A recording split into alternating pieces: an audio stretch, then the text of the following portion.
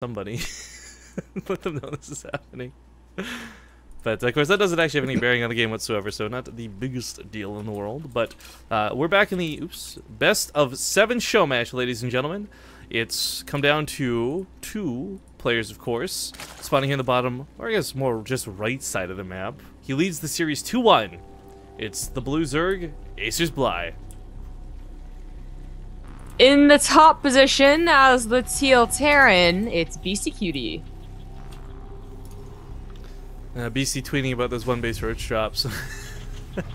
It's frustrating, and such to say the least. I've been asked to announce the winner of the raffle, though, as we did end that game. So let's go do that really quick. Can I get a drum roll, Zombie Grub? And it's Mr. Oh God, how do I say this name? Mr. Arthur Simon.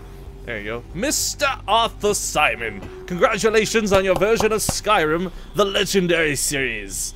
Of course, I'll leave it to Mr. Boris Makarov and you to contact each other and figure out what's going on, how you get the key. Maybe I'll just DM it to you here on Twitch. But Mr. Arthur Simon, if you're in chat, make sure you say something so Mr. Boris Makarov can find you.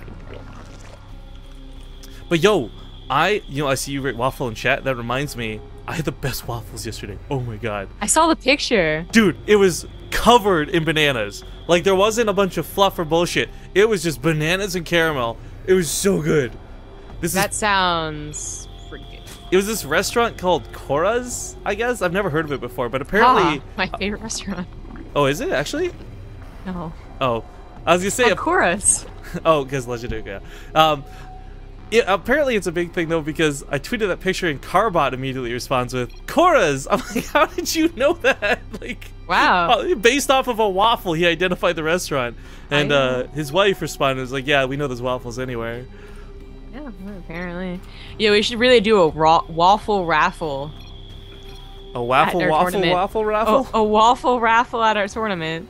So are you gonna bring like a waffle iron and make waffles? Just bring a plate of waffles. Oh, no, hold up. You can totally do. Okay, so hang on. This is probably not something we'll follow through with, right? But like, because we're gonna be trading out casters. Let's say it's me and Livy casting. There you are on the side of this stage making fucking waffles. Making waffles. Oh my good God, that sounds amazing. Like Donkey from Shrek. Oh, waffles in the ice cream truck. That'd be amazing too.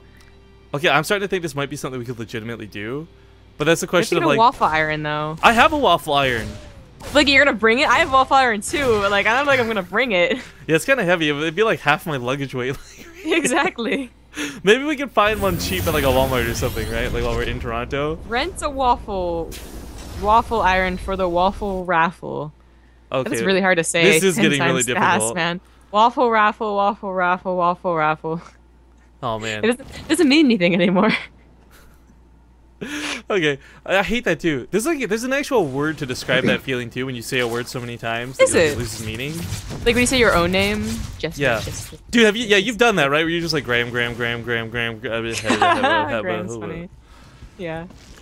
Graham is funny. Thank you very much. But okay, Dashing Terminal has not done anything weird. I was kind of actually wondering if we'd see a lot more drops, if we'd see BC do things, but as we saw, Bly just tried to Zergling drop. We lost a couple of SCVs for it, but some Hellions and Marines quickly dispatched. One of the things I kind of think is interesting, we've seen this a lot with Adepts more so than anything else, but this kind of was the case here with these Lings, where it's almost worth it to ignore a fight and just go for workers, try and get kills early on. Of course, that didn't upset him too much. We do have really fast Liberators coming out.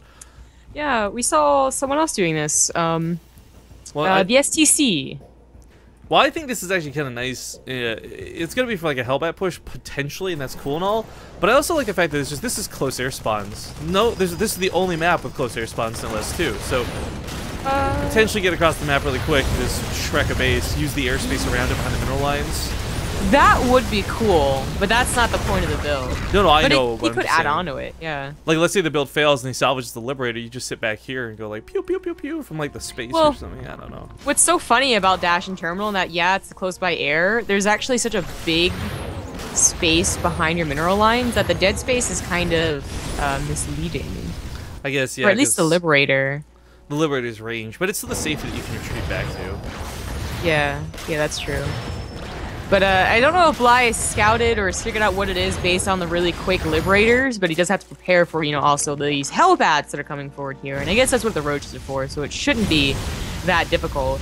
But I can foresee the liberators sieging up the choke where the roach warren is and being able to take down the queen, the roach warren, any roaches that accidentally pass by it. That'd probably be a very good point to hit. One of the issues I have with this ling drop build is just how good it is for scouting, of course, right? But I really want to sit here and be like, well, you know, Bly obviously does roaches. Why is BC being dumb and not just doing tank drops every single game? Because, I mean, at the same time, Bly's a smart enough player that if he scouts that with that ling drop early on, that it is going to be something like a tank drop, he doesn't go roaches like this. But every time he sees an opportunity for them, he will certainly use them. Yeah. Yeah, this is what really sucks about Dash and Terminal. I think more for, like, Protosses, but obviously we see it here versus Terran, is that there are 2 locations to get into the natural. Well, 3, odd like that. Yeah, technically 3, that's right. The Hellions try and roast some drones, and they get a couple, knowing that the roaches are out not defending at home. They're literally dicking around some rounds. Literally? Literally. Are you sure? Literally. Are you sure? They're being real dicks right now, Zomago. I don't know about literally. Figuratively. Oh, that's a lot of drones. Oh, no, never mind. It's like the one good shot. There's like 4 more there. Yeah, it gets up to 11. It's not too bad. Not great, but not bad. Yeah. What we're seeing here, too, is it's the time it takes that Liberator to swap its positioning, but there's so many just ways around this. Now, in this instance, Liberators are really nice for defense, and that's great. But when you're using them offensively, the same problem persists, where it's really easy to dodge that circle, frankly. Yeah. It's easy to dodge it, but they're obviously very great at holding specific points. Oh, I need another one for this point, too. Well, he does have 3. It's Just move it. Oh, it does decide to be a bit annoying. It's worth noting Liberators will one-shot workers. There's that range I was talking about, by the way. Ooh. I like being on top of, like, little thing, too. High ground. Yep. Oh, nice try, Spore Crawler. It's worth noting Liberators cannot attack buildings, for those who have not seen these units before, so as powerful as they are and scary as they look, they can't actually kill a hatchery. They can't kill a Spore Crawler. And, oh, that's, Overlord. Hey, for every time an Overlord's got to sit there for free, this is payback. Queen, what are you doing? Queen, you can't reach it. I think if you try and get here, and you should be able to reach it, just in that little corner. Yeah, see? Oh, you're right. Oh, no, run! Was off free. No! No! Oh my god, that was such a loud death. She gets pushed into the fans, too. That was so bad. Okay, well, Spore Crawler's up. Won't automatically stop this, but will help maneuver a little bit. Same way the Liberator lifts up and sieges, you can move the Spore Crawler around, but it's not going to be fun, that's for sure. Queen, no. There you go. Shimmy a little bit to the left and just go in. Shimmy, Yo, this is really bad for Bly, not because he's getting devastated here. I mean, he's lost about 5 or 7. How many kills does this have? 13, whatever. Sorry, quite a bit more drones, but it's more to the point that he stopped putting pressure on Beasty at all. It's like, what, 1 ling over here on the side of the map? There's nothing to stop Beasty from expanding, from just doing what he likes now, whereas before he had to play defensive. He had to turtle up. Yeah. Well, Bly's really been the one that's taken the worst of this entire game, like always having to defend against the Liberator. Well, it hasn't done too much damage. I feel like it's more like it's just been a constant problem, messing up his macro and his micro and whatnot. The roaches haven't really been able to do anything. They have been guarded with the Liberators. And Bly, you know, I think if he had just gone like really greedy as opposed to trying to get damage done with any roaches whatsoever, maybe he's in a good position. Maybe he's up to 4 or 5 bases. Yo. But right now, he's like down in supply. Looks like he's trying to do a muta switch. Yo, I never realized how perfect this map is for defensive Liberators. Look at these chokes. This is so sick. This looks like a very good idea. It's, did Beastyqt choose this map? I forget who won the last one. Yeah, Bly lost, BC lost to Bly in the last game. So. Okay, so yeah, he did choose this one. So then it absolutely makes sense, doesn't it?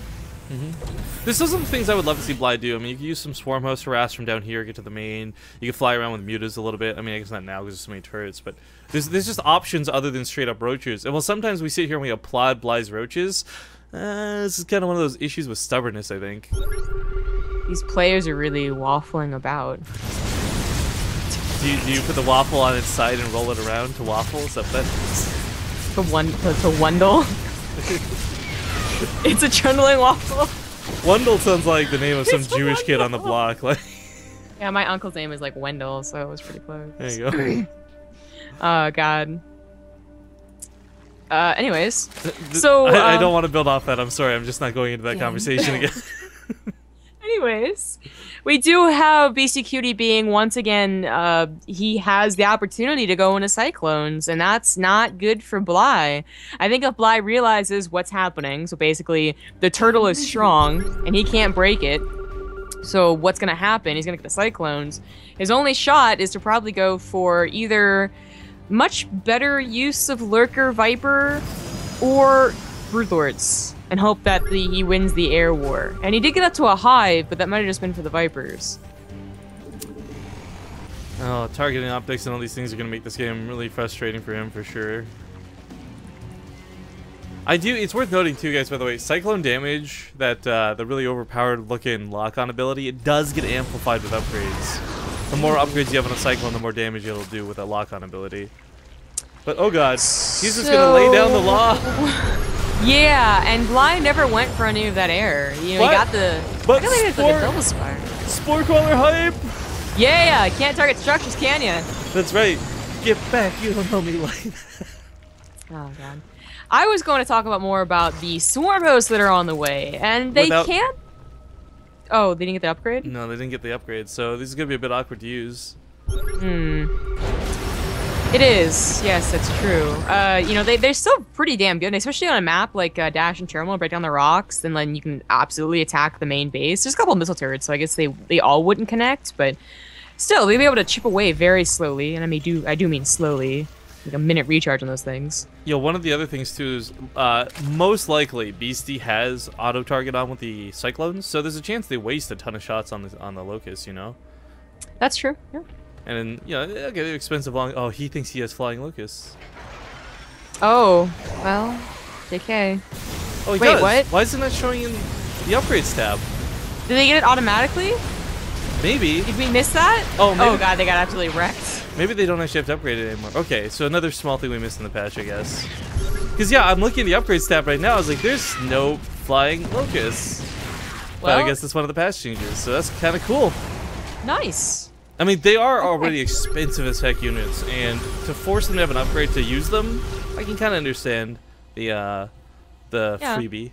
Oh no, I like that. I do. I think that they returned into they're powerful units, and it's kind of silly to see 7 of them kill a Nexus with 1 volley, but that rarely ever happens, and I still see them like lose games. Oh god. Yeah, this composition is just really freaking good, and especially when you walk into it, like, oh my god. Well, yeah, you know, that too. Bly never got 2 lurkers, so there's really nothing to, like, you know, try and force the cyclones into. He doesn't really have that big of an army. It's not that good of an army. It's mostly hydras, easily chased, easily retreated from. It's not looking so good. It's just the cyclones are, like, pretty good. Like, there's criticism to say here for the late game and all that, right? But I think a lot of this does come down to the fact that Bly, for too long, was on Roaches this game. I think the Roaches did him well, but he just got perhaps a little too dedicated to them. Best way I can think to describe it. Yeah, you know, I think it goes back to just, like, you know, he had to deal with a little bit of the harass, the Hellions, and the Liberator, and he still tried to do something with the Roaches. I think on this map, and maybe he learns this in this game, you can't break a turtle mech. Like, not if you screw up your economy early game anyways. Like, if he had gotten to 4 bases, 70 drones as fast as possible, and then went for, like, a big Roach Hydra Viper bus like we usually see, maybe he could whittle down Beastyqt just through trading or something, but it was really, like, he stuck on Roaches, they really didn't do a whole lot, he kind of slow expanded, it's, you know, never got up to, like, a huge bank, and Beastyqt was allowed to do whatever he wanted, which in this case was to get to Cyclones.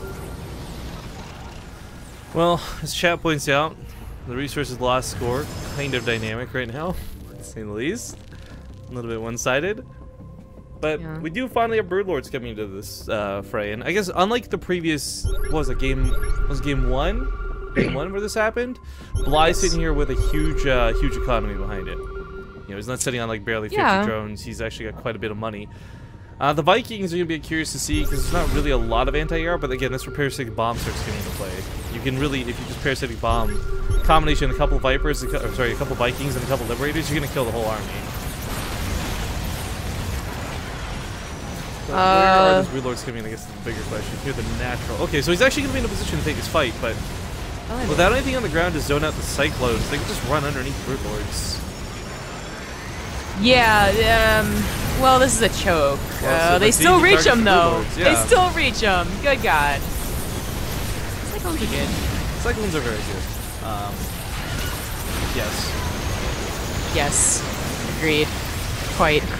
It's such a fickle unit because the Cyclone is either really overpowered or it's really underpowered. There doesn't seem to be middle ground with this unit. And I think that's what one of the perhaps design problems with it is right now. They're trying to find a lot of ways, like with upgrades and fusion core settings and other ways to balance it out, but the reality is the unit itself is just too weighted one way or the other. Yeah, I would agree. You know, it's always nice to have this different option other than just having to go for ground mech, because like the only way to play mechs, now we have air mech, of course, and then now we have cyclone mech, but the cyclone mech does not look very dynamic or fun. I still think once you get there, it's kind of like, okay, I got the perfect composition. I still think back to some of the games where we saw like Tefl do those really cool surrounds and things on the Cyclones. Like, we don't see a lot of that get used. It's a lot of just like chasing him, dead, I'm chasing. But in small instances, we have seen really cool ways to deal with them, but it's, again, far and few. Or like, you know, we've seen a couple of games where the balance of Hellion Cyclone gets messed up. So they don't have enough Hellions, so Lings get to surround and stop the Cyclones, and they lose that way. But that really just goes back to the Terran messing up big time, and that's not exactly what you want. I can't remember if it was Bly. There was also someone who early on tried using Fungals a couple of times, and it didn't work too bad. It wasn't great, but it... Again, the big thing about the Cyclones is the fact that they kite. If they have to fight you at face value, yes, the damage is still strong, but they're not exactly the beefiest units in the world themselves. So, I don't know. True. There's again, so many weird dynamics to this unit, and emphasis on beta, etc. They have to give up something for it to be a more balanced unit, like a riskier unit, something that your opponent can outplay you with. Because right now, it's quick, it can kite, it can attack air and ground, and it has high damage. There's nothing bad about the Cyclone at all. Slice, dice, Julian fries. Yeah, exactly. Being awesome for an infomercial. And I think that's like they're gonna have to give up something. I think they get really slow, but then it's like another tank, and then it's like that crosses with the design of the actual tank. It's tricky. I was guys thinking of like that moment from Aladdin, you know, the genie's like, poof, what do you need? Poof, what do you need? Poof, what do you need? It's like attacking air, attacking ground, long range. Cyclone. I know what you're talking about because I watch Disney movies and I love them. Oh yeah, some people don't though. They're just horrible human beings. Yes, actually, I question their upbringing. Even here, are you just taking like blind shots in the dark, like just blind shots? Blind shots. I know. This is getting a little bit messy because I mean, this whole time this game's been going on. I'm gonna shift out real quick, guys. There's been 6 SCVs killed in this game. There's been no counterattack damage whatsoever. Everything Bly's been doing is just like any damage he does is on the defense, and that's where I think a lot of this comes to be problematic. Vikings taking out the Vipers, and these things get wrecked. Yeah, they do. The Vikings get destroyed too, but only taking out the Vipers, so like, job well done, buddies. Bly had workers, he had economy, there was a point where he was on 70 drones, and honestly that would have been a still recoverable position, but these bases are mining out, his drone count is low, I'm really not feeling good for him. And you know what, Beastyqt, if you just push through the natural, would literally kill all the tech. Yeah. Yeah, that is true. I really just, there's no point where Bly, there's actually really nothing Bly can do right now. There's no, like, trick that, you know, we're like, just go for the fungals, just go for the fungals, like some other situations we might see. Even fungals probably wouldn't do it. This really, like, ended once Beastyqt was able to turtle as he did, which obviously just played well into mech in this map and Legacy of the Void. The Liberators had all of these chokes to siege up on, and the Cyclone transition, which can be difficult on other maps, was very easy here. 11 scans in the same spot at the end of that game. GG, Beastyqt. Gonna tie up the series now 2-2. But you know what I love through all of this is that you look at the way Bly's been winning and you look at the way Beastyqt's been winning. And both of them, the other race has to be screaming bullshit. Because they've been some pretty nasty games. But that's what I like about Legacy. A lot of people complain that this wasn't the case at first. They do need to take it to extremes and see what is way too good and way too bad. Because the thing is, we don't want this in the final version of the game. You want more trading, more balance, more fun, more better matches. Not this shit where you're like, oh, I'm slowly dying for 20 minutes to either roaches or to cyclones. Yeah.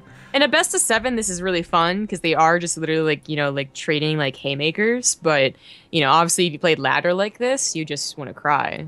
Yeah, you tuck your You're head the Zerg of the game. tuck your head between your knees, go to the fetal position, just rock back and forth a little bit. Either way, guys, we're going to play a small break because that was a fairly long game. And we'll see you guys in 2 minutes with whatever Game 5 has in store for us. Thanks for watching so far.